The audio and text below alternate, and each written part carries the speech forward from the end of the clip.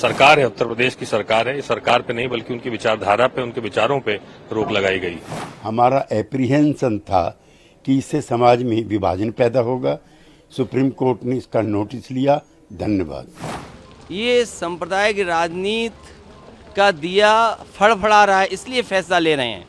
There is to be absolutely no requirement, complete stay on ownership, on names of staff, names of owners. बहुत स्वागत करते हैं हम supreme court के इस विचार का, और जो हमारे सरकार है, उत्तर प्रदेश की सरकार है, इस सरकार पे नहीं बल्कि उनकी विचारधारा पे, उनके विचारों पे रोक लगाई गई।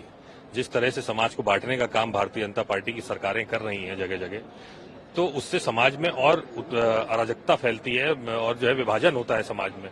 तो भाईचारे की जो विचारधारा है जिसपे हमारा देश स्थापित हुआ है, वो भाईचारा आज खतरे में है। और जहां तक देखिए, मैं हरिद्वार जिले में पढ़ाई किया हूं, पूरा 5-6 साल वहीं पे रहा हूं। मैं देखा हरिद्वार से सारे कावड़ निकलते हैं, चाहे हिंदू हो, मुस्लिम हो, सिख हो, ईसाई हो, जिसकी भी दुकानें होती थी वहां पे, वो पूरा स्वागत करते थे कावड़ियों का। और जो है न प्याज न लहसुन कुछ नहीं होता था वहां पे, रास्ते भर में कोई अंडा मांस मछली कोई नहीं बनाता था उस टाइम पे, और सब लोग स्वागत करते थे उनको, उनके पूरी जो है कावड़ियों के आराम करने के लिए जगह देते थे। तो बहुत ही प्रेम भावना से ये कार्य होता था। लेकिन जबरदस्ती जो है नाम लिखवाना, एक तरह से बताना है कि नहीं, यहाँ पे नहीं आपको रुकना है, वहां पे आपको रुकना है, ये लोगों के दिमाग में फीड करने की बात है। वो फीड करना चाहते हैं सबके दिमाग में कि नहीं, ये गलत है, ये सही है, और इसी को रोक जो लगाई है सुप्रीम कोर्ट ने, उसका हम बहुत स्वागत करते हैं। जो बेसिक मुद्दा था विच वाज दैट, वो कह रहे थे कि जो काम करते हैं ढाबों में, होटल में, उनका नाम कहना पड़ेगा, और जो ओनर है उनका नाम कहना पड़ेगा। सिर्फ जो वेज या नॉन वेज पका के अगर कोई बेच रहा है तो वेज या नॉन वेज वो जो लेबलिंग है सिर्फ वही चलेगा, जो आज भी सब जगह है, वेज या नॉन वेज फूड। इसके अलावा there is to be absolutely no requirement, complete stay on ownership, on names of staff, names of owners. And जैसे एक रेडी वाला को लिखना, जो फल बेच रहा है वहाँ पे लिखना पड़ रहा था आरिफ फल वाला, तो इस देश में रह के अगर किसी को अपना नाम और नाजी जर्मनी का जैसा अपने स्लीव में रहना हो, I am very glad that we stood up. I am very thankful to my party and to my leader Mamata Banerjee, who has always stood out against anything unconstitutional, or thankful to the Supreme Court for standing by us. जिस समय मुझे जानकारी मिली थी कि इस तरह का सरकार का आचरण है, उसी समय मैंने कहा था कि सुप्रीम कोर्ट स्वयं इस बात को संज्ञान में ले और ऐसे कार्रवाई को रोके।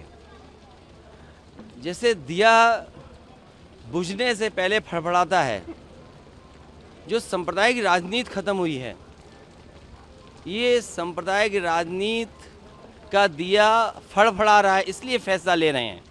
इसीलिए फैसला चाहे इस बात का लिया जा रहा हो कि दुकानों में या और संस्थाओं में नाम लिखा जाए। मुझे उम्मीद है कि सुप्रीम कोर्ट जब इस बात पर चर्चा करेगा और संज्ञान में जब लिया है, तो ऐसे कई कदम सरकार उठाएगी, क्योंकि जब सांप्रदायिक राजनीति खत्म होती है तो इसी तरीके से फड़फड़ाएंगे ये लोग। और उसी तरीके से आपने देखा होगा कितने दिनों लगा हुआ प्रतिबंध, उस पाबंदी को भी हटा दिया है। तो सांप्रदायिक राजनीति खत्म होने जा रही है, इसका दुख भारतीय जनता पार्टी को है। मैं सुप्रीम कोर्ट के इस फैसले का स्वागत करता हूं। हमारा एप्रीहेंशन था कि इससे समाज में विभाजन पैदा होगा। सुप्रीम कोर्ट ने इसका नोटिस लिया। धन्यवाद। नंबर 2, मैं चाहता हूं कि इस कांवड़ यात्रा के समूचे रूट पर शराब और मांस की दुकानों पर प्रतिबंध लगाया जाए, ताकि जो तीर्थयात्री हैं उनको धार्मिक राहत की सांस मिल सके।